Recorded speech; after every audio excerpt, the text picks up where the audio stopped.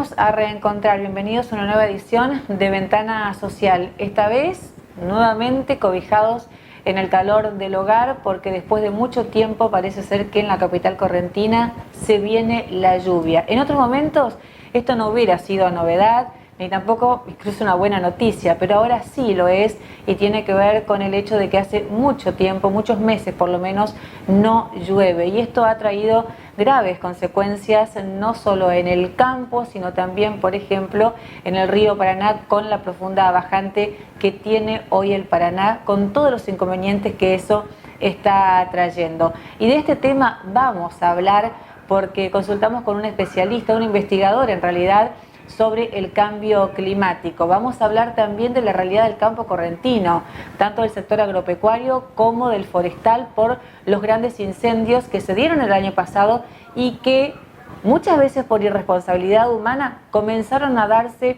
este año. Y también vamos a hablar de salud. Si te quedas con nosotros, te lo contamos durante el programa.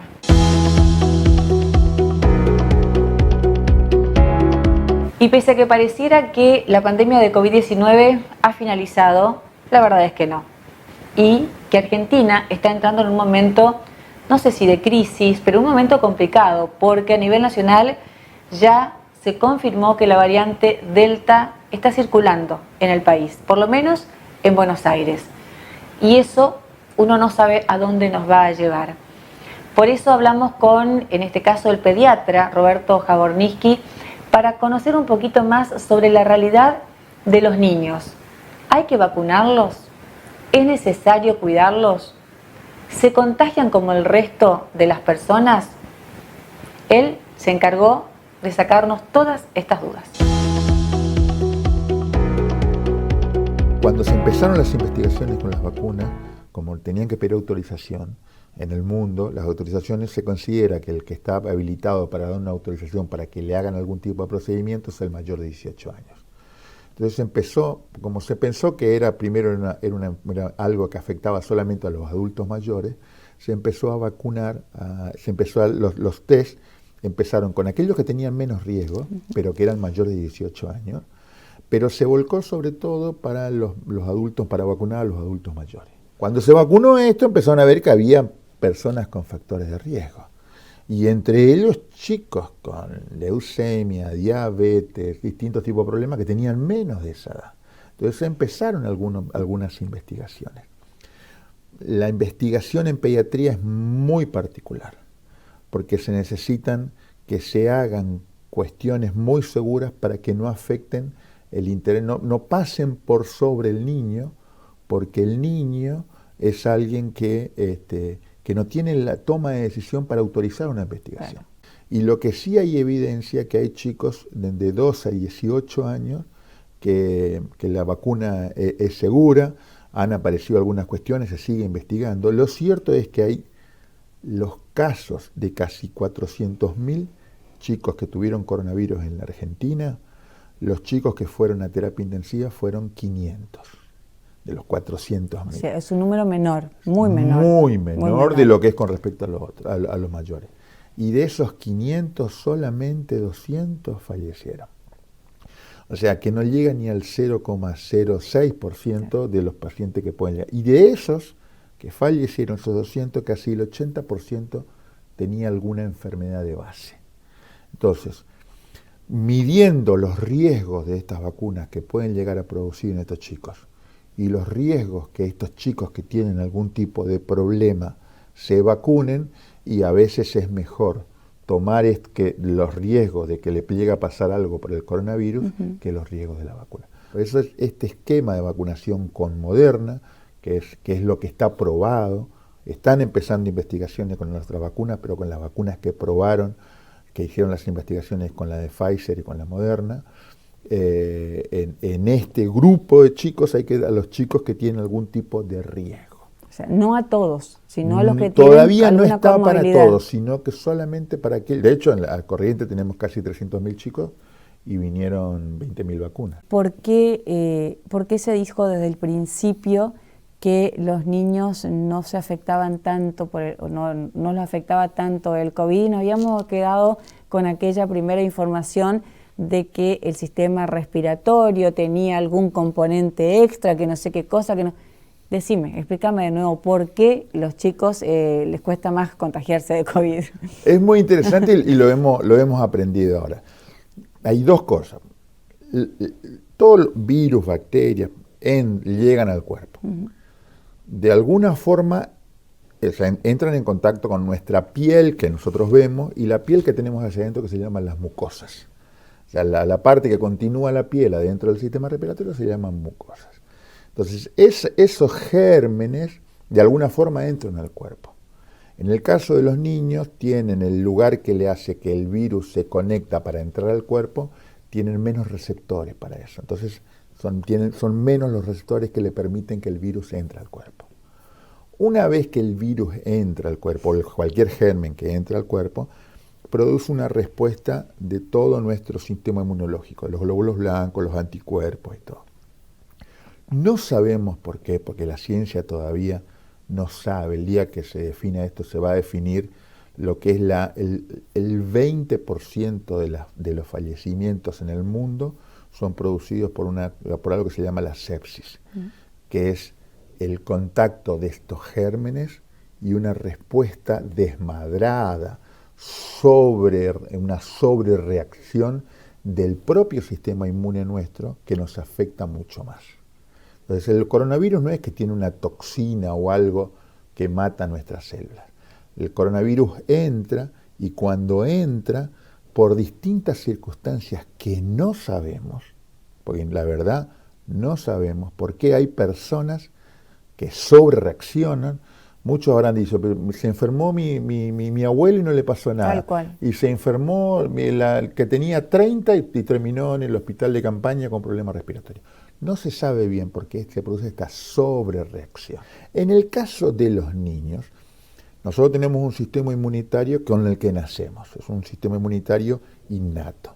Entonces, ese sistema inmunitario innato, si bien se produce, no tiene la complejidad de la que tenemos los adultos, que es otro tipo de memoria que produce mucho más daño.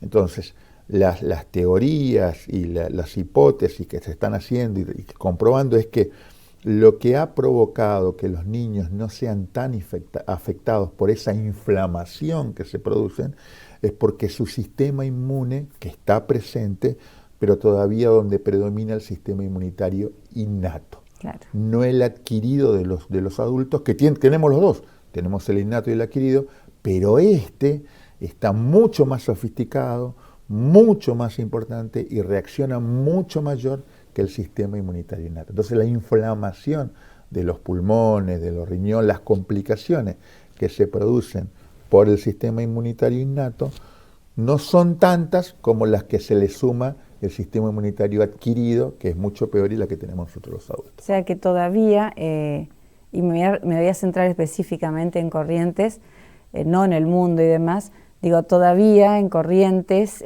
con un 50% de pobreza, para los niños correntinos el mayor riesgo no es el COVID. Es la pobreza, es la pobreza, es la pobreza, es la pobreza, que lleva a la ignorancia, que lleva a más pobreza, que lleva a problemas vulnerables, que lleva a esto lo de que hablábamos, las habitaciones, que lleva a cuestiones mucho más peores que es la drogadicción, que lleva a cuestiones, y esto no quiere decir que todos sean igual, pero son sumas, y esa suma hace que ese sistema inmunitario adquirido provoque, sea más disfuncional, sea peor. No es solamente una cuestión económica que no tienen para comer, es una cuestión de transformación de todo el organismo. Entonces, a estos niños lo peor es el futuro. El coronavirus va a pasar. La pobreza, la violencia, en sus momentos. El cerebro del niño en los primeros 5 años es determinante. Es donde las mayores conexiones neuronales se forman. Toda la noxa, todo lo que castigue ese desarrollo cerebral se paga, en algún momento va a pagar. Menor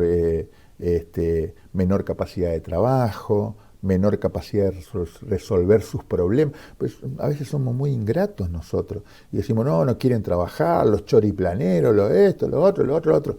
Algunas cosas, alguno habrá con ese tipo de problemas.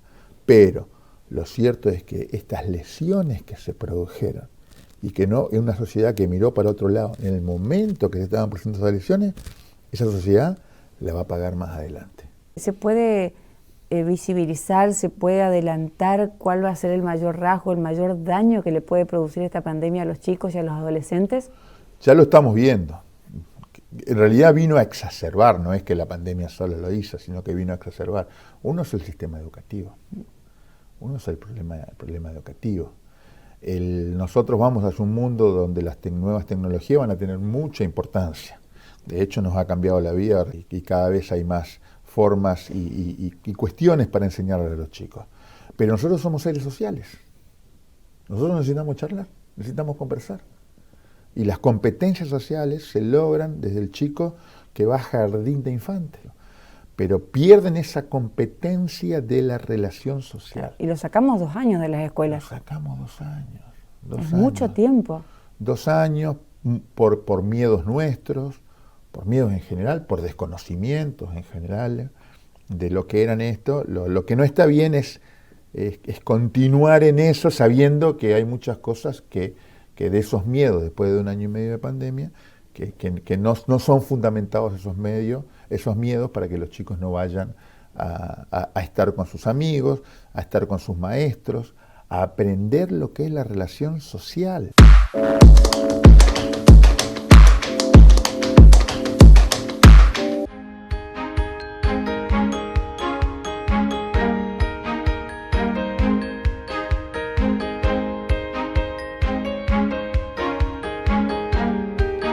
El Constructor, tu amigo siempre. Todos los materiales para mejorar, refaccionar o ampliar tu vivienda. También para obras en mayor escala. Cemento común y especial de albañilería. Todos los materiales para refaccionar, ampliar y mejorar tu vivienda. También atendemos obras de mayor escala.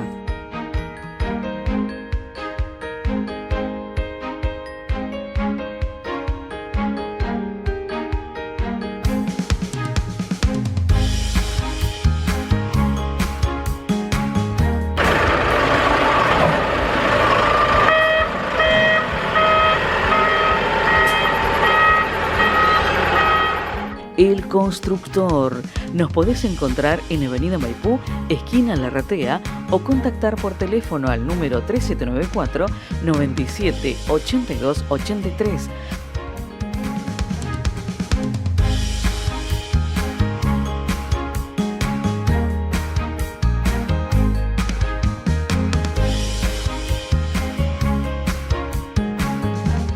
Artículos sanitarios, electricidad, pinturas, accesorios, también aberturas.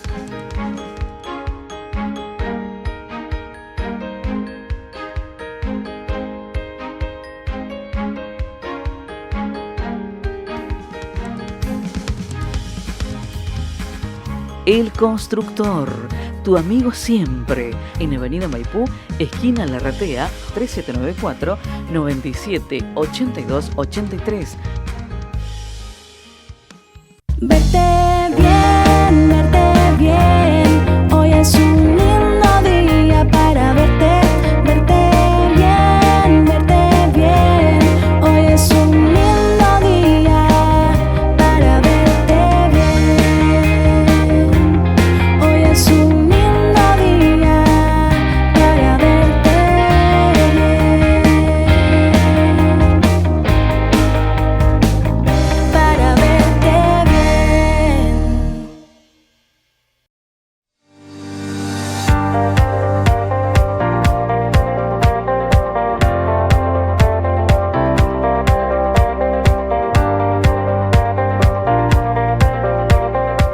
La primavera en tu vida con el Palacio de las Flores.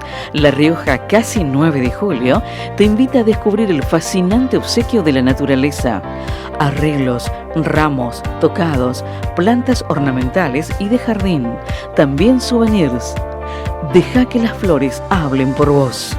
El Palacio de las Flores te espera en La Rioja 810. También podés llamarnos al teléfono 4420-530 o al celular 3794-26563. Atiende las 24 horas.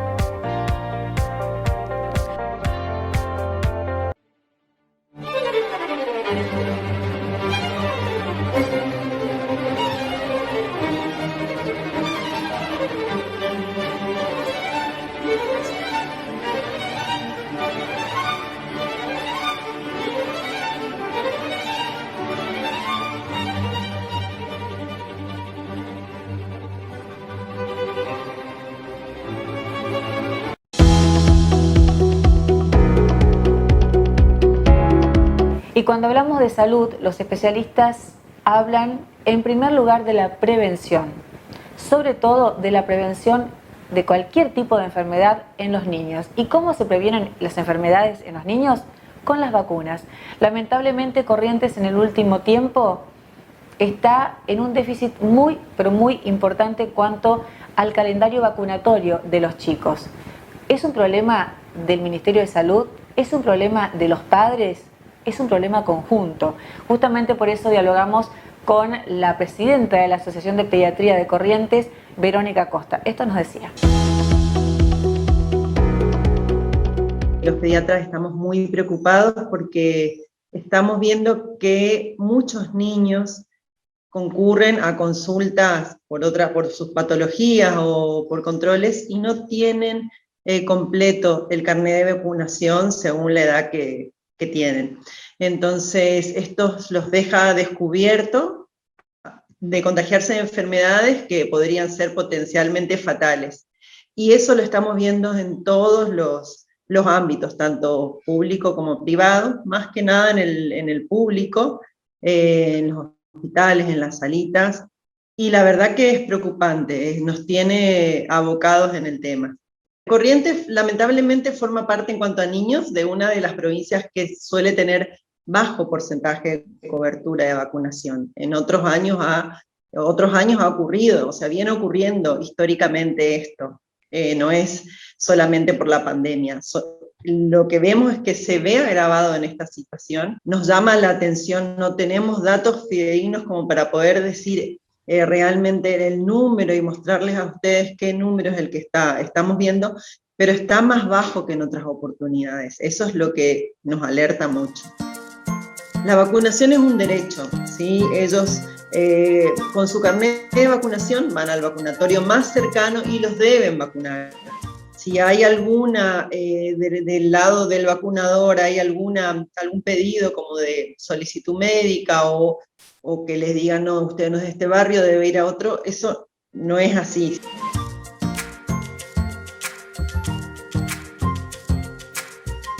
Y la pregunta que uno se hace es, ¿por qué el chico no llega hasta el vacunatorio?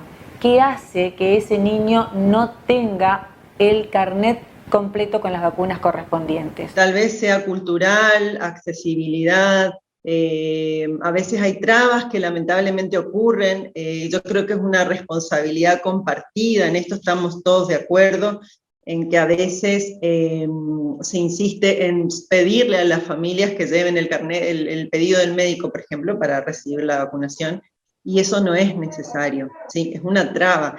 Eso hace que al no tener el pedido, la indicación médica, ese niño no se vacune, tenga que ir a solicitar un turno con un pediatra o con el médico de la salita, y ya es un paso más, es una traba más. Eso sería uno de los factores. Otro es que a veces en alguna salita, por ejemplo, no vacunan si no es del barrio, ¿sí? Por ejemplo.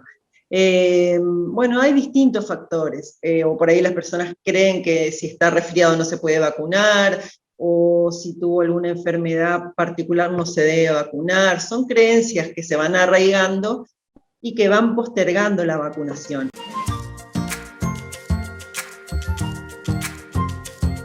Si un padre, un familiar, tuviera que denunciar el hecho de que en un determinado lugar no lo quisieron vacunar, ¿Se puede hacer? ¿Dónde? El primero, la persona que está encargada de ese centro de vacunación, sería el primero en que debería saberlo. Después, de ahí en más, tiene estamentos más altos, al ministerio, al sector de vacunas del ministerio. Bueno, ahí también podría dejar su queja, pero yo creo que principalmente al director del centro de salud, que es el que tal vez no sabe que esa situación está ocurriendo, y bueno, se puede mejorar. ¿Sí? Yo no digo que ocurra en todos los lugares, pero es una traba que nosotros por ahí vemos cuando mandamos a un chico a vacunar y vuelve o no se vacunó porque le respondieron eso. Entonces, creo que esto es una responsabilidad compartida. Conciencia, ¿sí? Individual, cada uno debe saber que es muy importante vacunarse, se previenen enfermedades que son fatales, y del lado del personal de salud, saber que cada oportunidad que tiene para vacunar a un niño es una oportunidad de oro. Entonces, de esta forma, poco a poco, uno puede ir completando el carnet de vacunación, no perder oportunidades, ¿sí? Igual también los mismos, no hace falta que sea el médico, el mismo enfermero, el mismo administrativo de un centro de salud puede colaborar con la población de esta forma, de incitar a las personas a que se vacunen. Eso ayudaría muchísimo. Cada responsable tiene que hacer los pedidos correspondientes y debe tener las vacunas. A lo sumo puede haber algún inconveniente y bueno, decirle, mire, van a llegar en tal fecha, concurra en tal fecha, sino el mismo paciente, no quedarse con eso y puede ir a otro lugar, ¿sí? a buscar la vacuna que no encuentra. Así como a uno le puede faltar un alimento y va a salir a buscarlo, si no lo encuentra en un supermercado, lo busca en otro, bueno, esto es así, debe buscarla, si no tiene ese vacunatorio, puede ir a otro, puede ir al Hospital Juan Pablo, pero siempre, siempre preocuparse porque su hijo tenga las vacunas completas.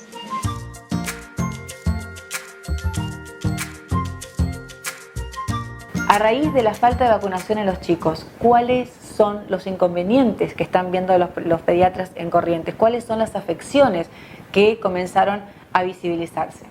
Particularmente, un bebé que no tenía las vacunas completas, sobre todo le faltaban varias y la antigripal es la que le faltaba. Ese bebé tuvo gripe A y se enfermó gravemente. De una patología que se puede evitar simplemente con un pinchacito en el tiempo adecuado, ¿sí? Entonces, por ejemplo, la vacuna antigripal es obligatoria hasta los 2 años, todos los niños deben recibirla, reciben 2 dosis, y a partir de esa edad la van a recibir las personas de riesgo, ¿sí? Los mismos que estamos escuchando ahora, que escuchamos al inicio del COVID, esos mismos, embarazadas y personas con factores de riesgo, tienen que vacunarse contra la gripe. Y estamos viendo neumonías como por ahí veíamos en otras épocas. Es lamentable porque, como decía, son patologías prevenibles. Esos niños no deberían haberse enfermado de esa manera. Deberíamos evitar que ocurra otro brote ahora por falta de vacunación. Sería también preocupante. En la población pediátrica, ustedes saben que el COVID en general es leve, no provoca muchos síntomas o se curan enseguida los niños y están sin inconvenientes, pero pueden aparecer otras enfermedades y ahí complicar más a los pacientes y al sistema de salud que está sobrecargado en este momento. ¿Quiénes deben vacunarse contra la gripe?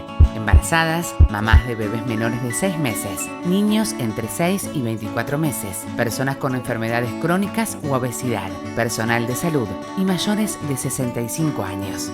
Para ellos, la vacuna es gratuita en centros de salud y hospitales públicos de todo el país. Vacunate. Es bueno para vos. Es bueno para todos. Y antes de despedirnos de Verónica, le pedimos un mensaje para el padre, para la madre, para quien tiene a cargo a ese niño que debe llevarlo al vacunatorio. Que por favor concurran a los centros de vacunación, al más cercano, al que le quede más cerca, y vacune a su niño, que vean, que corroboren el carnet si tiene alguna vacuna que le falta, que se la aplique lo antes posible. Yo sé que a veces, y sucedió con la pandemia, que había miedo de concurrir a los centros de salud por cuestiones de contagio, o también por cuestiones de que no estaban abocados a realizar atenciones de niño sano, pero deben saber que es su derecho, que no necesitan una orden médica, que los deben vacunar cuando ellos concurren. Si no los vacunan, busquen otro centro de salud, pero completen el carnet de vacunación. A los colegas le pediría que no desaprovechen las oportunidades. Cada niño que consulta es un niño que debe recibir el control de su carnet de vacunación y, si está atrasado, ser enviado al vacunatorio más próximo.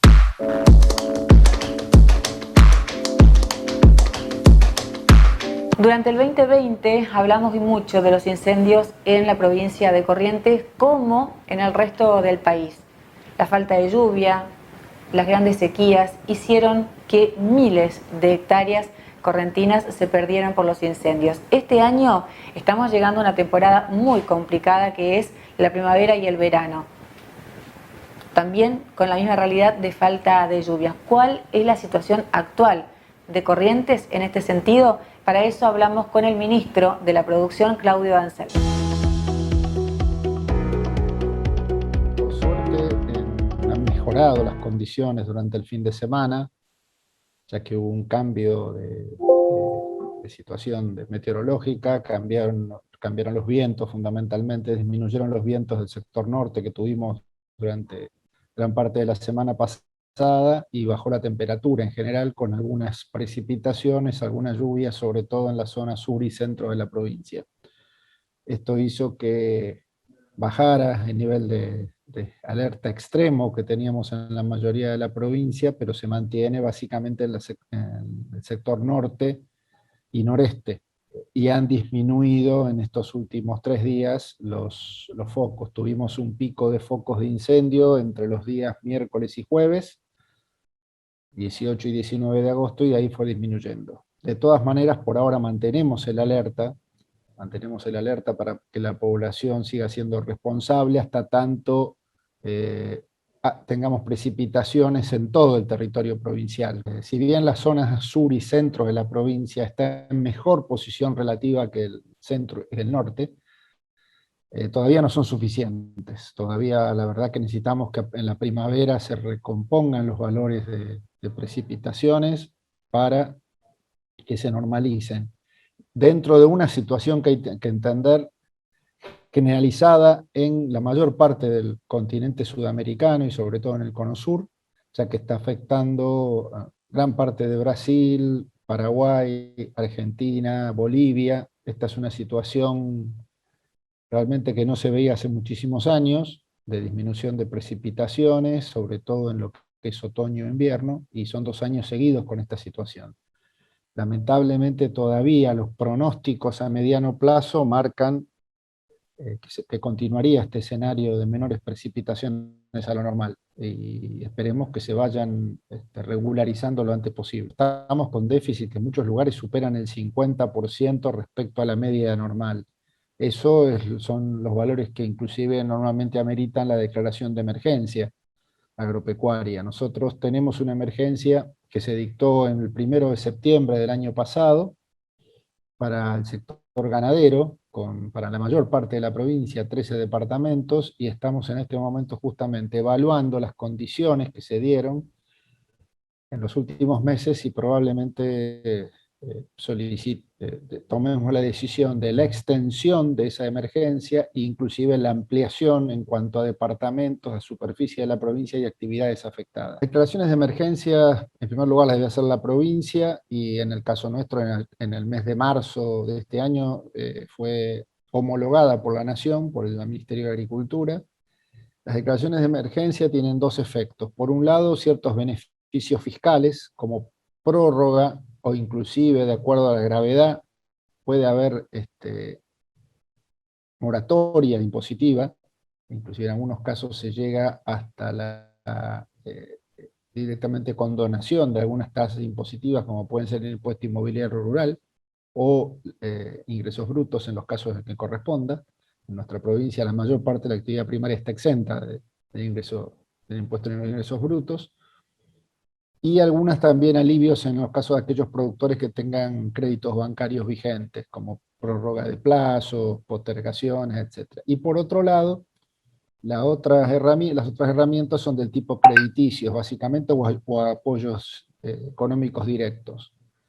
Desde el gobierno de la provincia, desde el mes de octubre del 2020, comenzamos un operativo muy intensivo que duró hasta el mes de febrero, de distribución de alimentos para pequeños productores ganaderos, en esos 13 departamentos que fueron afectados inicialmente, que recién para esa fecha, febrero-marzo, se fue regularizando su situación, e inclusive ahora recientemente estamos terminando con la distribución de esos alimentos en algunos de los departamentos que tienen más cantidades de pequeños productores, como Empedrado y Goya, y que no se había completado esa distribución de alimentos. Y visto que la situación se mantenía, tomamos la decisión de completar. De ahora en más vamos a ir viendo cómo evoluciona la situación. Y también le pedimos a Nación el apoyo a partir de otras herramientas que tiene Nación del Fondo para Emergencia Agropecuaria. La zona más compleja es el noroeste de la provincia.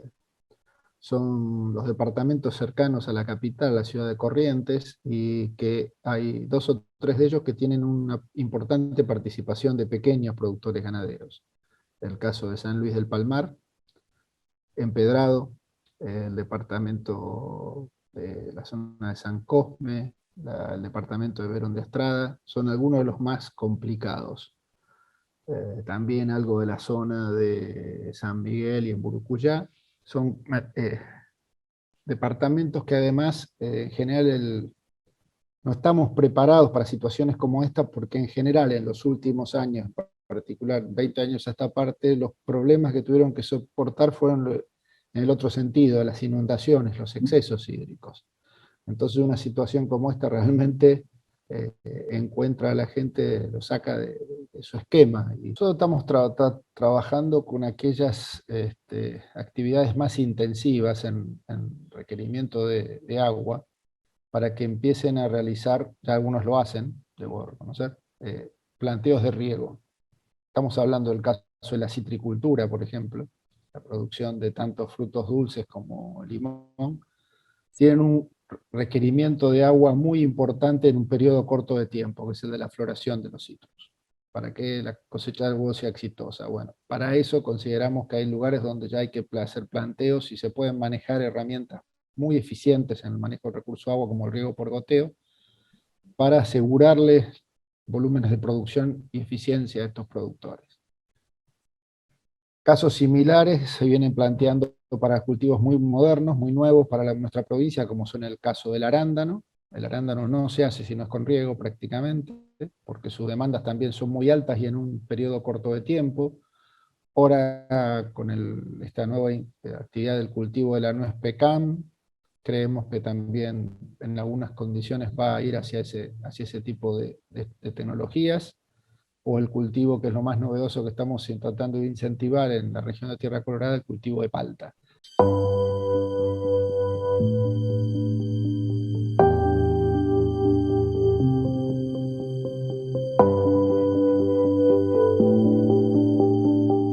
¿Cuáles son las perspectivas que tienen para este año, para este verano, sobre todo teniendo en cuenta que las lluvias pareciera ser que van a llegar por lo menos cerca de diciembre? Sinceramente esperamos que no tengan la gravedad esta temporada de incendios de el año pasado, que realmente fue muy importante, y hay que tener en cuenta que de esas prácticamente 25.000 hectáreas que se vieron afectadas en su totalidad, el grueso de esa superficie se dio en una semana del mes de noviembre, con las peores condiciones allá por fines de noviembre del 2020.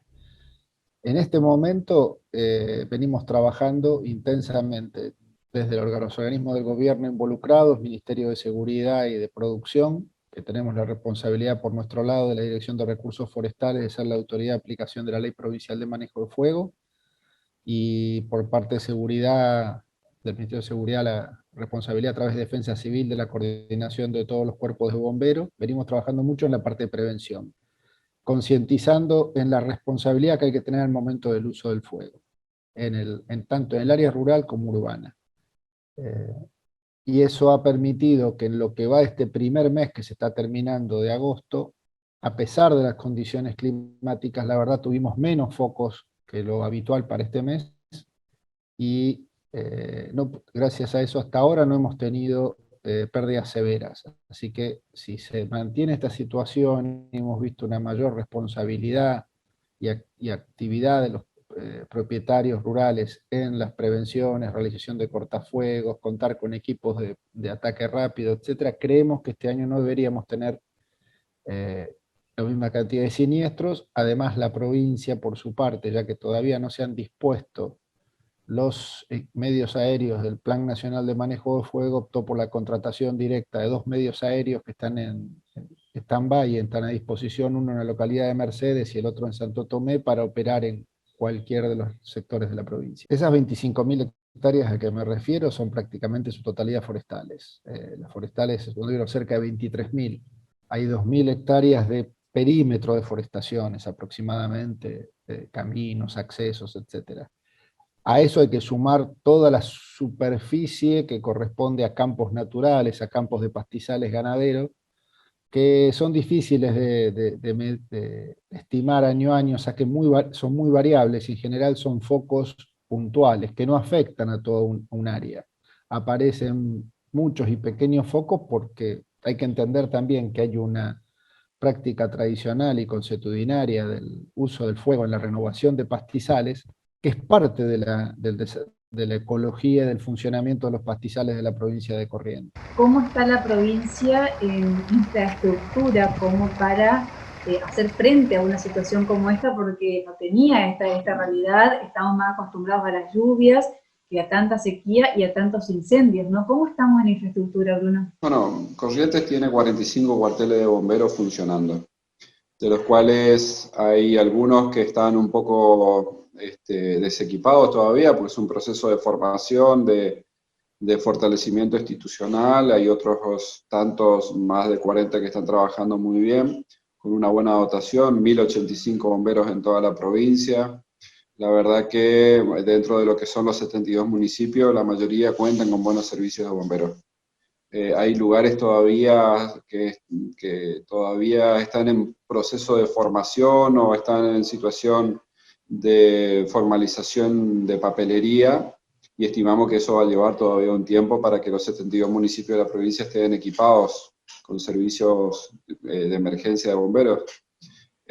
Tenemos, la verdad, que un buen sistema en la provincia de Corrientes, y eso data que por ahí, que en esta época de alta de incendios, podamos salir a trabajar, podamos responder, pero por supuesto también eso conlleva, ¿no?, al desgaste, tanto en lo personal, tanto en lo material, desgaste de nuestro parque automotor y de nuestras herramientas.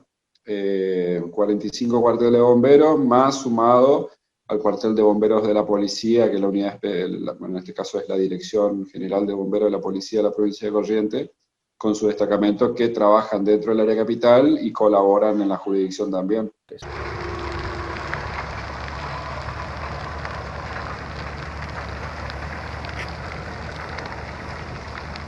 Nuestra apelación es fundamentalmente a la prevención. En el tema del manejo del fuego, hay una frase que dice que el mejor incendio es el que no se realiza, el que no se efectúa.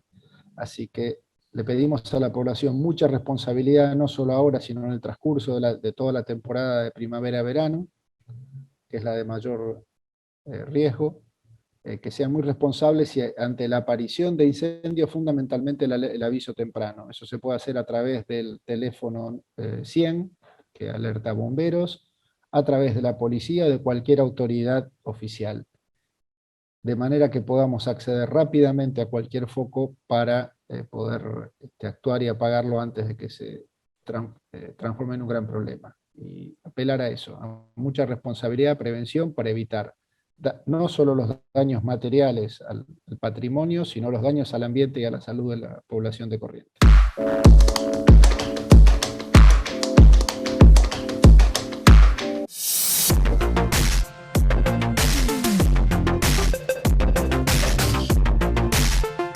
La librería de Corrientes, ubicada en Rioja 953, te ofrece lo último en novedades literarias, con una amplia financiación en todos sus libros. Tomamos tu pedido y te lo traemos exclusivamente. Ofrecemos libros infantiles, jurídicos, de medicina, psicología, novelas y mucho más. Nos especializamos en todas las temáticas y orientamos a los profesionales en su búsqueda. Te esperamos en La Rioja 953.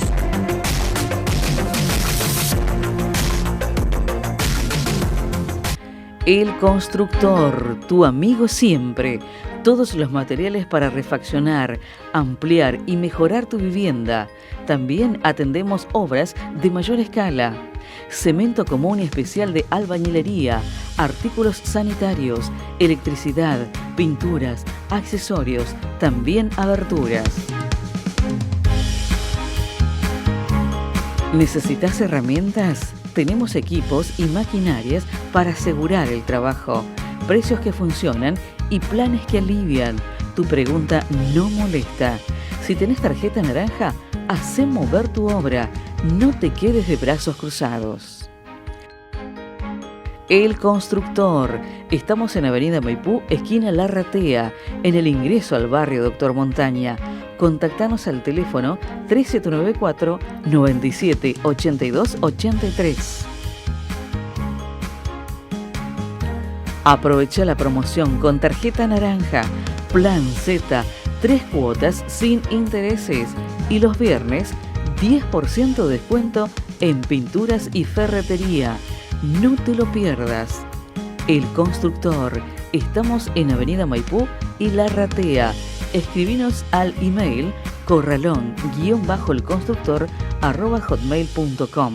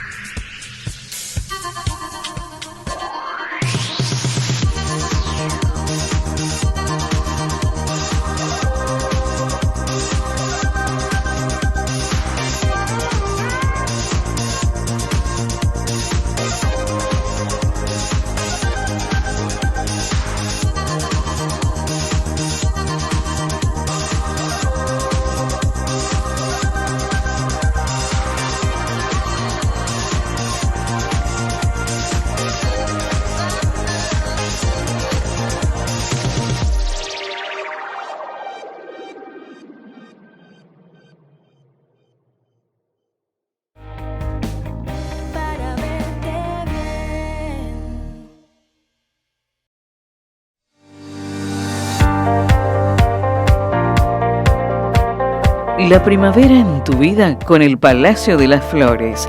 La Rioja, casi 9 de julio, te invita a descubrir el fascinante obsequio de la naturaleza.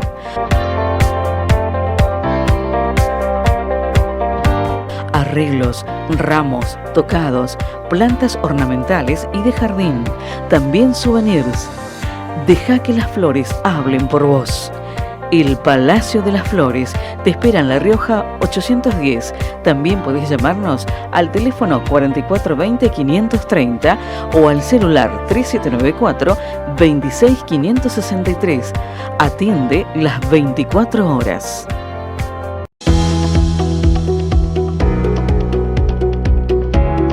Cuando hablamos de cambio climático, lo primero que tenemos que decir es que es una situación muy preocupante. Y desde Ventana Social tuvimos la oportunidad de dialogar con Luis Pisiciu, que es un egresado de la Universidad Nacional del Nordeste, fue incluso investigador de la UNE. Él es chaqueño, pero en este momento está viviendo en Colombia. La vida y el amor lo llevó hasta Colombia y hoy es uno de los investigadores de la Universidad de Colombia, incluso forma un grupo americano de investigadores del cambio climático. Con Luis Pisiciu indagamos sobre qué está pasando en el mundo con el cambio climático. Al analizar el sexto informe de evaluación del cambio climático que nos brinda el IPCC. Es el primer informe de una serie que conforman un conjunto de informes de situación sobre cambio climático. En verdad, representa una alerta rojo para la humanidad. A diferencia de otros informes, el que surgió y se publicó hace muy pocos días, ya habla no en términos hipotéticos, no en términos probabilísticos, sino que presenta un vocabulario que nos advierte sobre un grado de certeza mayor. Entre uno de los principales puntos que establece este informe es el aceleramiento del calentamiento global. El incremento de 1.5 grados centígrados que se esperaba que se llegara a mitad de este siglo, ya para 2030-2040 estaremos alcanzando ese umbral de calentamiento térmico, con todas las consecuencias que eso genera y generaría al llegar a ese punto o al incrementarse incluso. Y en segundo lugar, ya no deja lugar a dudas de que la acción antrópica, la acción humana con sus actividades, es el principal responsable de este cambio, de todos los efectos que hoy en día a nivel global y también a nivel regional, local, lo vemos en el nordeste argentino con la bajante extraordinaria del río Paraná. Esos sucesos lamentablemente se van a agudizar. ¿Qué fue lo que no se hizo para evitar esta certeza? Sin duda existe una desconexión entre el conocimiento científico que advertía y que alertaba sobre esta situación y las acciones concretas en todos los niveles. Es como una desarticulación, ¿verdad? Se supone que ante un escenario tan crítico como se planteó, la inacción habla de una falta de empatía, una falta de sensibilidad, de seguir con un estilo de vida. Y cuando digo de estilos de vida, hablo en todos los niveles, ¿verdad? Desde lo macro, lo político, que no ha generado los cambios necesarios para reducir la petróleo dependencia. Nuestra matriz energética fundamentalmente deriva del petróleo y es el principal contaminante o emisor de gases de efecto invernadero. Y también los aspectos cotidianos. Por más que tenga que ir a la vuelta de la esquina, sigo utilizando el vehículo. Es decir, todas esas prácticas que son insostenibles ambientalmente, es producto de esa falta de sensibilidad y de empatía. Este último informe está dirigido justamente a movilizarnos, ¿verdad? Lo que se creía lejano, hoy está cercano. ¿Cuánto puede influir las acciones de países tan pequeños por ahí como Argentina, como Colombia, contra las grandes potencias, digo Estados Unidos, la Unión Europea? ¿Cuánto, Luis? En términos generales, toda contribución sirve, todo granito de arena contribuye a mitigar y a acercarnos más a esa meta de lo más mínimos de calentamiento global. Sin duda existe una responsabilidad principal en las grandes potencias industrializadas. Y cuando hablo de grandes potencias industrializadas, hablo principalmente de Estados Unidos y de China. China como potencia emergente que sin duda tiene un rol fundamental en las emisiones de gases de efecto invernadero. Existe en términos internacionales lo que se denomina la huella de carbón, es decir, cuánto emitimos y cuánto dejamos, cuánto contaminamos el ambiente en cuanto a esas emisiones de gases de efecto invernadero. Argentina, como la mayoría de los países de América Latina, de África y algunos países asiáticos, en ese sentido tiene una huella de carbono mucho menor que el hemisferio norte. ¿Cuál es la cuestión? ¿Qué es lo que está pasando? Si bien nuestra huella de carbón es menor, los principales impactos lo vamos a recibir nosotros, ¿verdad? Somos los países que menos emitimos, pero que vamos a estar en cierta medida más perjudicados por las consecuencias del cambio climático. ¿Por qué nosotros vamos a ser los más perjudicados? Es una cuestión bastante crítica. En primer lugar, Laura, cuando nosotros hablamos de gestión del cambio climático, fundamentalmente la mitigación, fundamentalmente la adaptación y la resiliencia, depende en cierta medida de el poder económico, de las inversiones directas que se hagan para esa adaptación, esa resiliencia, ¿verdad?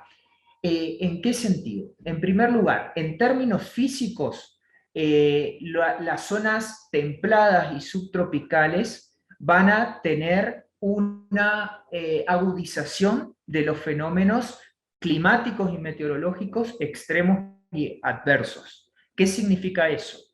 Que las olas de calor van a ser más intensas, que el periodo frío va a ser un tanto más corto, se van a hacer cada vez más frecuentes los episodios de inundaciones y de sequías. Seguramente el nivel del mar, que este informe del IPCC habla de que ese sí es irreversible, por más que bajemos las emisiones de gases de efecto invernadero, por más que logremos controlar el calentamiento global, el nivel del mar va a seguir aumentando por su propia inercia, ¿sí? Ya es algo que no podemos controlar. Todos esos aspectos, al ser el hemisferio sur, fundamentalmente un hemisferio oceánico, va a repercutir en las áreas continentales, ¿sí? Desde el punto de vista físico, nosotros, Argentina y todo lo que es el cono sur va a estar comprometido, digamos, va a recibir esas consecuencias de los cambios físicos.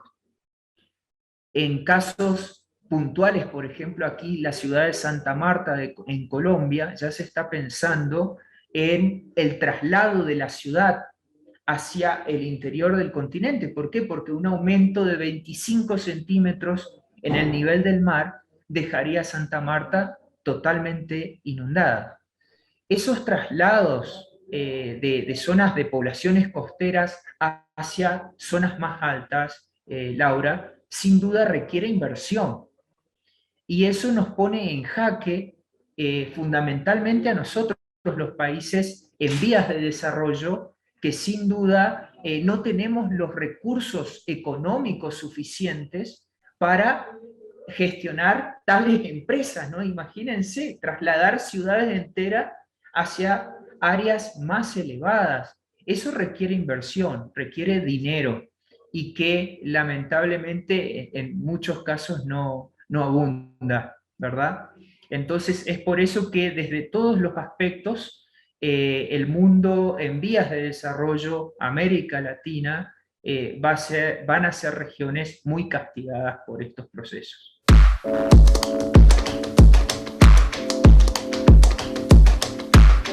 Y como todas las semanas, desde Ventana Social compartimos literatura. Parece una frase hecha por nosotros, pero es así, compartimos literatura con ustedes y lo hacemos gracias al acompañamiento de Librería Corrientes, que esta semana nos propuso el siguiente título.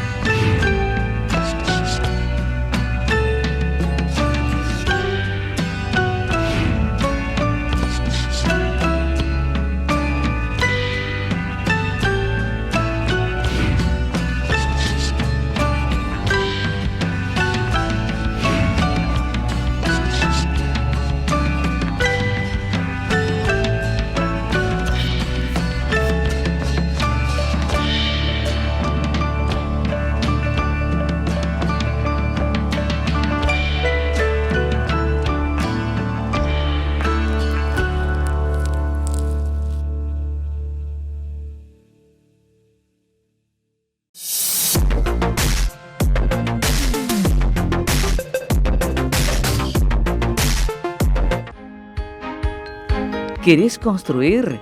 ¿Necesitas arreglar tu casa? El Constructor, tu amigo siempre. Todos los materiales, máquinas, herramientas y accesorios. No te pierdas las nuevas facilidades con tarjeta naranja, Plan Z en 3 cuotas, 0 interés para todo lo que lleves.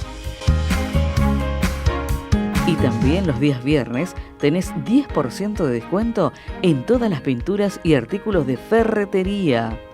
Y lo nuevo, no lo dejes pasar, 10 cuotas con tarjeta naranja. Corralón El Constructor. Estamos en Avenida Maipú, esquina Larratea, en el ingreso al barrio Doctor Montaña. Teléfono 3794 97 82 83. ¿Tenés una obra? Hay un plan con tarjeta naranja para que siga marchando. Visítanos y sacale provecho hasta en 3 cuotas sin intereses. Y los viernes promo de reintegro. El Constructor, tu amigo siempre. En Avenida Maipú, esquina Larratea. Teléfono 3794 97 82 83. De esta manera llegamos al final de una nueva edición de Ventana Social. Muchas gracias a Adelina Bayer de AB Accesorios por la vestimenta, por los accesorios, a Nancy Frutos por el maquillaje, el peinado, que si bien no se nota mucho, está. Así que muchísimas gracias a ambas por el cuidado de todas las semanas y muchas gracias a ustedes por estar del otro lado de la pantalla. Dios mediante, nos reencontramos la próxima semana. Chau, chau.